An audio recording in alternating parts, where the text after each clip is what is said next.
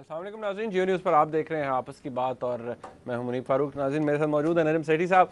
नाज़रीन आप जानते हैं आज सुप्रीम कोर्ट ऑफ पाकिस्तान की तरफ से फाइनल वार्निंग दे दी गई है गवर्नमेंट को कि एनआरओ के ऊपर अमल दरामद किया जाए। 10 जनवरी तक का टाइम है और ये भी कहा गया है मौजूद जज साहिबान की तरफ से कि अगर आपने हुक्म की तामील ना की तो इसके बाद कोर्ट ऑर्डर नहीं करेगी बल्कि एक्शन करेगी।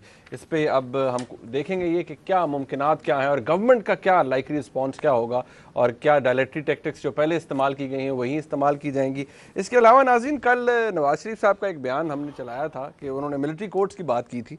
कल सेठी साहब ने भी तनकीद की, लेकिन आज प्राइम मिनिस्टर साहब ने बड़ा आड़े हाथों लिया नवाज शरीफ साहब को और शेम शेम के नारे भी लग गए। वो क्लिप भी आपको थोड़ी देर में दिखाएंगे। उसके अलावा परवेज़ मुशर्रफ साहब के क्या इम्कानात हैं पाकिस्तान की सियासत के अंदर, हैज़ ही बिकम इररिलेवेंट या अभी भी पाकिस्तान के अंदर वो किसी थर्ड फोर्स के साथ हिस्सा बन सकते हैं या कोई क्या हो सकता है उनका सियासी मुस्तकबिल क्या है, इसके हवाले से हम बात करेंगे। और क्या अमेरिका के साथ पाकिस्तान के ताल्लुकात अब हम क्लियर हो गए हैं कि किस तरह के होने चाहिए, ये तमाम नाज़रीन डिस्कशन होगी। सेठी साहब देख लें सुप्रीम कोर्ट की तरफ से ऑर्डर आ गया, हुकूमत को एक्सपेक्ट कर रहे थे नहीं आएगा। नहीं मतलब देखें ना, इम्प्लीमेंटेशन अलहदा चल रहा था एक मामला, लेकिन सुप्रीम कोर्ट की तरफ देखें 16 दिसंबर 2009 कहाँ, फिर उसके बाद रिव्यू में चला गया, अब नवंबर से आ गया है, रिव्यू भी डिसमिस हो गया। अब इम्प्लीमेंटेशन का मामला है और इम्प्लीमेंटेशन अभी तक हुई नहीं और मेन मामला है सोच अदालतों को खत लिखने का। मगर एक साल से कोल्ड स्टोरेज में पड़ा हुआ है। पिछले साल भी तो ये चीज़ चली थी ना कि आप अदालत को लिखें, ये करें वो करें, आपको याद होगा। हाँ, तो फिर बेंच भी वो पूरा नहीं, 17 जजेस का बेंच था, वो फिर वो जज साहबान रिटायर भी हो गए इस तरह, फिर अब दोबारा बेंच जब एक तरफ एनआरओ, एक तरफ मेमोगेट, ठका ठक ठक। अच्छा, अब अर्जी है कि 10 तारीख को फायरवर्क्स एक्सपेक्ट करने चाहिए कि नहीं? नहीं, नेचुरली वो इन लोगों की जो ट्रैक रिकॉर्ड है, तो सुप्रीम कोर्ट ने लॉ सेक्रेटरी साहब को बुला लिया, वैसे मतलब उनको बुला लिया और चेयरमैन नैब को भी बुला लिया, अटॉर्नी जनरल साहब तो पेश होंगे ही होंगे। हाँ, तो फिर 10 तारीख को इनमें से एक आध बंदा आ जाएगा, एक आध बंदा नहीं आएगा। क्यों नहीं आएगा? गले देखो, आपको पता है कितनी जल्दी लोग बीमार हो जाते हैं जब कोई तकलीफ आती है। तो प्रेसिडेंट साहब भी बीमार हो गए थे, आपको पता ही है। हो सकता है कि आपको पता है हमारे ambassador to UK Wajid Shamsul Hasan साहब, वो भी बीमार हो गए हैं जब उनको मेमोगेट में तलब किया गया। वो कहते हैं कि स्काइपी पे बात कर लें, मैं नहीं आना, मैं बीमार हूँ। ठीक है, मैं भी मैंने पढ़ लो। अब हो सकता है कि लॉ सेक्रेटरी साहब भी बीमार हो जाएं या मुल्क से ही बाहर हों, कुछ काम पे, बड़े अर्जेंट काम पे गए हों। तो कौन क्या कह सकता है 10 तारीख को कौन पेश होगा और कौन नहीं पेश होगा? नहीं, अच्छा पॉइंटेड सवाल ना कि आपको लगता है कि फिर अब जाहिर बात है जब ऑनरेबल कोर्ट ने बुलाया है तो हेड्स विल रोल, अगर इम्प्लीमेंटेशन नहीं होगी। इतनी जल्दी तो हेड्स रोल नहीं कर सकते ना।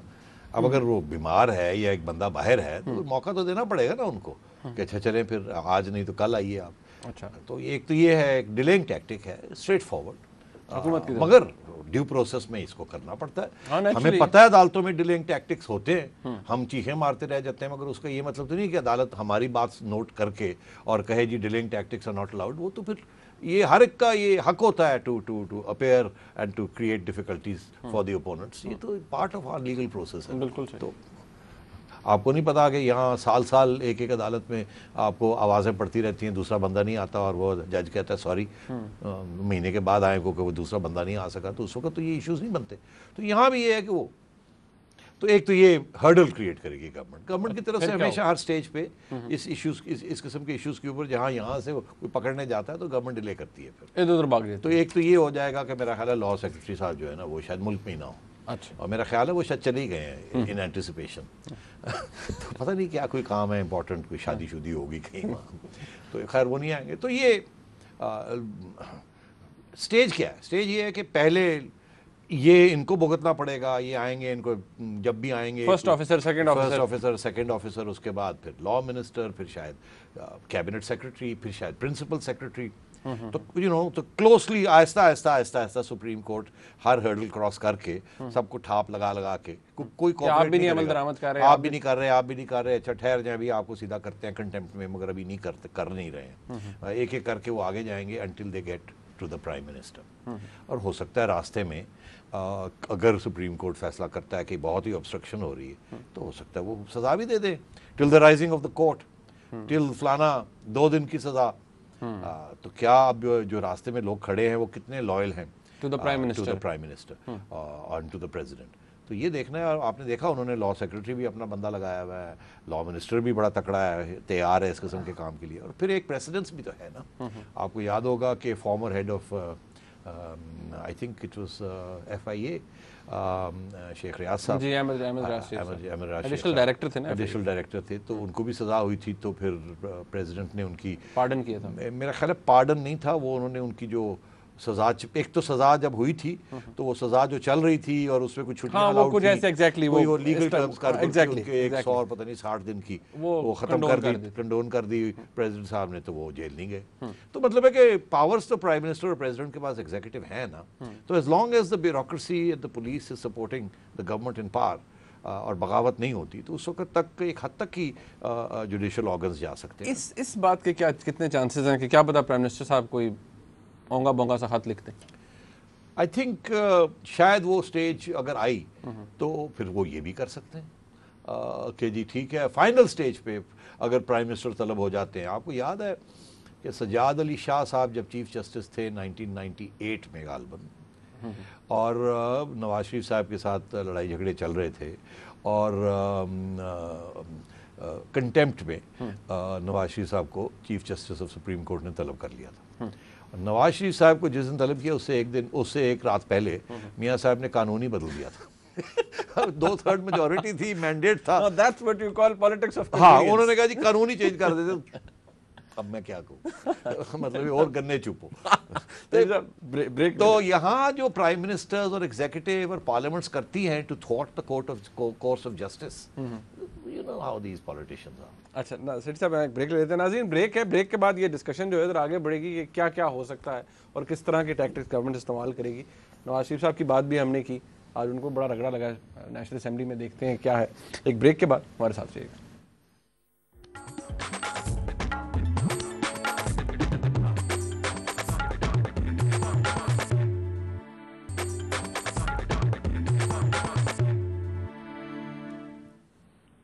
नाज़रीन, ब्रेक के बाद एक दफ़ा फिर आपको खुशामदीद कहते हैं। सेठी साहब, अभी आपने लॉ मिनिस्टर साहब की बात की, उन्होंने आज जियो न्यूज़ से एक्सक्लूसिवली बात की इसी मामले के हवाले से, तो मैं चाहता हूँ वो ज़रा क्लिप आप देखें कि वो क्या कहते हैं। नाज़रीन, लॉ मिनिस्टर साहब मौला बख्शानी साहब क्या कहते हैं इस हवाले से, सुनते हैं।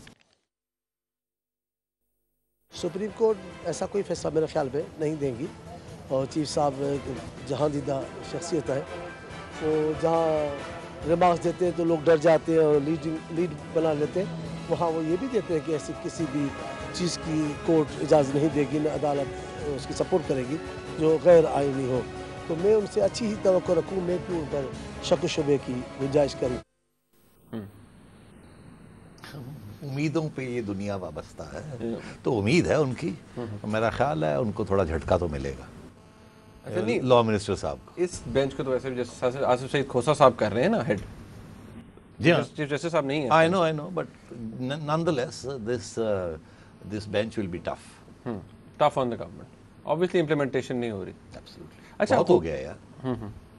अच्छा, लेकिन कुछ लोगों का सेठी साहब आज एक ये भी आ रहा था कि जो हुकूमत के इत्तेहादी भी हैं वो भी मतलब कहते हैं जी ठीक है इम्प्लीमेंटेशन होना चाहिए, अब फिर इससे डेमोक्रेसी डिरेल नहीं होती ऐसे डिसीजन इम्प्लीमेंट करने से। देखिए अगर तो स्टेज फाइनल स्टेज पे क्या होगा, फाइनल स्टेज पे I think the court really wants कि प्राइम मिनिस्टर आके ये कहे या कोई लॉ का उनका अफसर, जिम्मेदार अफसर आके ये कहे कि हम ख़त नहीं लिख सकते या नहीं लिखेंगे, तो पूछा जाए क्यों नहीं लिखेंगे, क्योंकि अभी तक तो ये नहीं कहा। Exactly, ये अदालत में ये नहीं कहा, ऐसे अदालत में स्टेज नहीं। तो वो अगर स्टेज आई तो वो फिर आगे से उनको कहना पड़ेगा कि वो प्रेसिडेंट साहब को इम्यूनिटी है। तो अदालत तो ये कह रही है ना, चीफ जस्टिस साहब का भी बयान है अदालत के अंदर और जजेस भी ये कह रहे हैं, Supreme Court as an institution ये कह रही है कि इंडेमनिटी जो है वो आके रिक्वेस्ट करनी पड़ेगी, लीड करनी पड़ेगी ऑटोमेटिकली, आपको नहीं है आपके पास, या अभी ये फैसला नहीं हुआ कि है ऑटोमेटिक या नहीं है ऑटोमेटिक, रिटन पेपर पे कोई जवाब देना। हाँ, तो मतलब है वो फिर स्टेज आएगी कि इनको शायद कंपेल किया जाए कि आप आके प्लीड करें इम्यूनिटी। तो फिर क्या वो अदालत इनकी प्ली को मानती है या नहीं मानती, वो फिर एक अगली स्टेज होगी। उसके बाद अगर नहीं मानती तो फिर एक गेम बहुत जल्दी खुल जाएगी कि प्रेसिडेंशियल इम्यूनिटी है या नहीं है तो फिर बहुत वल्नरेबल हो जाएंगे प्रेसिडेंट साहब। और मैं समझता हूँ वो फाइनल स्टेज होगी अगर वहाँ तक की बात गई। ज़रूरी नहीं है क्योंकि अभी तक तो मेजॉरिटी ओपिनियन इस मुल्क में तो यही है ना कि प्रेसिडेंट एंजॉयज इम्यूनिटी। तो और उसके बाद यार मुनीब बात यह है कि चले let's take worst case scenario, worst case कि एट एवरी स्टेज जजमेंट जो है अदालतों की वो हुकूमत के ख़िलाफ़ जाती है और प्रेसिडेंट की इम्यूनिटी भी जो है वो भी विड्रॉ कर ली जाती है और फिर गवर्नमेंट को कंपेल कर दिया जाता है टू राइट अ लेटर। और गवर्नमेंट पहले ठीक ख़त नहीं लिखती, फिर उसको पकड़ के टाइट किया जाता है कि ठीक ख़त लिखें, फिर गवर्नमेंट नहीं करती तो फिर उनको ये कहा जाए कि ये ख़त लिखें, हम ड्राफ्ट करते हैं। ये फाइनल स्टेजेस है ना कि फिर अगर आप नहीं करते तो फिर हम ही करना पड़ेगा। आप अच्छी इन्वेस्टिगेटर नहीं लगाते, हम लगा देते हैं। आप ये नहीं करते फिर हम कर देते हैं। आप पैसा नहीं लाते, हम ले मतलब एट एवरी स्टेज फिर वही बात आती है। तो फिर वो स्टेज पे गवर्नमेंट के कार्ड्स फिर भी ख़त्म नहीं हो जाते। उसकी ये वजह है कि 2004 में यूनाइटेड नेशंस में एक इम्यूनिटी, हेड ऑफ स्टेट की इम्यूनिटी की कन्वेंशन हुई थी, पास हुई थी। उसके बारे में हमने पहले भी जिक्र किया और हेड ऑफ द स्टेट्स को है, हेड ऑफ स्टेट्स तो उस वक्त That comes into play. और फिर स्विट्जरलैंड के अंदर जरदारी साहब can hire a lawyer and claim immunity on the basis of the UN convention and so on. लेकिन वो बहुत लंबा चला जाता है। इसलिए नहीं लंबा चले तो ये तो लंबा खींचना चाहते हैं ना, गवर्नमेंट चाहती है लंबा। तो मैं इसलिए कह रहा हूँ गवर्नमेंट चाहती है इसको लंबा खींच के ख़त्म कर दिया जाए। सुप्रीम कोर्ट और ऑपोजिशन ये चाहते हैं कि इसके ऊपर कोई फैसला जल्दी हो, अच्छा हो बुरा हो जो भी हो, राइट हो रॉन्ग हो, सही हो नहीं सही जो भी है, इसके ऊपर फैसला होना चाहिए। Let's get this decks cleared. तो गवर्नमेंट की ये कोशिश है कि किसी तरीके के साथ एज आई सेड अर्लियर कि इस प्रोसेस को रोका जाए, डिरेल किया जाए और यहाँ नहीं तो फिर वहाँ करेंगे। अच्छा सेठी साहब, मूविंग ऑन, हम ऑब्वियसली एनआरओ के हवाले से तो हमने बात कर ली। नवाज शरीफ साहब को बड़ी तनकीद का निशाना बनाया गया है।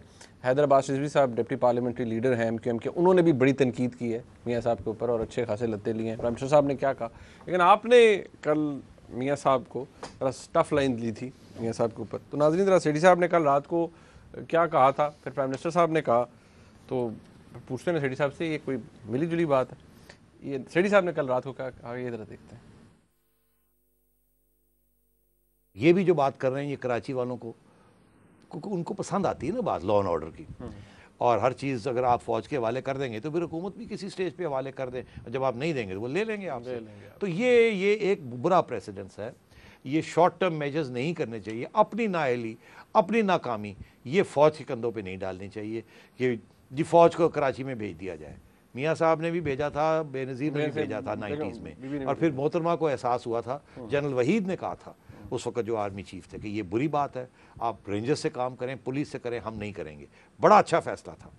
और जनरल जहांगीर करामत का भी बड़ा अच्छा फैसला था। जनरल मुशर्रफ का गलत फैसला था, मियाँ साहब के गलत फैसले थे। ये फिर वही उसी किस्म की बातें कर रहे हैं, ठीक बातें नहीं है। नाज़रीन ये तो सेठी साहब ने कहा। प्राइम मिनिस्टर साहब ने आज क्या कहा नेशनल असेंबली के अंदर, बड़ी वो जो कहते हैं ना वाहवाकार हुई मियाँ साहब की, सुनिए। मुझे दुख हुआ कि कुछ कह रहे थे कि हम वहां फौजी अदालतें बनाएंगे और हम वहां फौज को लेकर आएंगे। ये कैसे हो सकता है? ये डेमोक्रेसी है पाकिस्तान में, यहाँ कोई मिलिट्री डिक्टेटरशिप नहीं है। इसलिए आप इस किस्म का बयान देना कि हम कराची में फौज को तलब करेंगे, ये आपके डबल स्टैंडर्ड नहीं होने चाहिए, क्योंकि ये डेमोक्रेसी है और डेमोक्रेसी के अंदर there is no provision for any military actions anywhere except on the advice and on the assistance of the provincial government. साहब शेम होगी फिर है? शेम होगी, मगर आपने देखा उन्होंने ये नहीं कहा कि on the advice of the federal government, provincial on the advice of the provincial government. हाँ वो तो आइन में भी है ना। हाँ तो क्योंकि आर्मी आती है in aid of civil power, तो बुलाया जाता है in aid of civil power, तो और वो प्रोविंशियल गवर्नमेंट बुलाती है, फेडरल गवर्नमेंट आर्मी को भेजती नहीं है। तो इसमें एक और भी तो है ना, इसमें जो डबल एज है इसमें प्राइम मिनिस्टर साहब का, वो ये है कि तो पंजाब के अंदर भी तो लॉ एंड ऑर्डर ठीक नहीं है, किडनैपिंग्स हो रही हैं, ये हो रहा है वो हो रहा है, सेक्टेरियन वॉरफेयर हो रहे हैं, हर किस्म की चीज़ हो रही है। तो फिर अगर कराची में फ़ौज तलब की जा सकती है और मिलिट्री कोर्ट्स लगाए जा सकते हैं against MQM and other alleged terrorist, तो यहाँ जो सेक्टेरियन टेररिस्ट हैं पंजाब में, उनके खिलाफ भी तो फिर मिलिट्री कोर्ट्स लगाए जा सकते हैं ना। तो क्यों फिर शहबाज शरीफ साहब को का ये भी कहना पड़ेगा ना कि यहाँ लगाएं, आप अभी लगाएं ना, बाद की बात क्यों करते हैं? आपके पास तो अभी पावर है, आप बुलाएं फौज को और लगाएं मिलिट्री कोर्ट्स, या फौज के वाले करें ना लॉ एंड ऑर्डर। तो वो तो नहीं मियाँ साहब करेंगे ना। तो इसलिए ये I think it was a good rejoinder by the prime minister. अच्छा well deserve. Well deserved, absolutely. अच्छा। उन्होंने मेरे साथ इत्तेफाक किया, इससे क्या बेहतर हो सकता नहीं, आपसे सुन के को आपने फोन छोड़ दिया? नहीं, मेरा ख्याल है वो वैसे ही फौज से खौफजदा है। नहीं, अच्छा मैं वो फौज ने टाइट किया हुआ है यार, खुदा का खौफ नहीं, करो। अच्छा। प्राइम मिनिस्टर एक दिन आगे होते हैं, फिर थोड़ा पीछे हो जाते हैं। तो आज तो खैर उनके पास अच्छा एक जवाब था, तो वो पार्लियामेंट ने भी ठा ठा ठा ठा की है। अच्छा, नहीं मुझे ये बताएं कि ये जो प्राइम मिनिस्टर साहब ने कहा है, he could have said this के 2 लाइनों में भी, लेकिन बार बार मतलब उन्होंने कुछ कहीं और भी मैसेज ऐसे दोबारा भिजवाया। एब्सोल्युटली मैसेज, ये 2 मैसेज है ना। आपको पता है कि काफ़ी अरसे से ये बात हो रही है कि